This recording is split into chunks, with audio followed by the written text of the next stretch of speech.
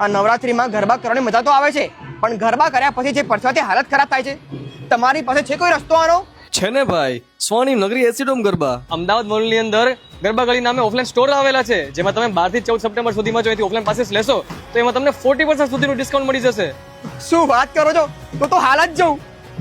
જો આમણે મને કીધું ના હોત તો મને પણ આટલી સરસ ઓફર વિશે ખબર જ ના પડી હોત. અને બીજી મજાની વાત એ છે કે નવરાત્રીની 9 રાત જીગરા અહીં પરફોર્મ કરવાનો છે.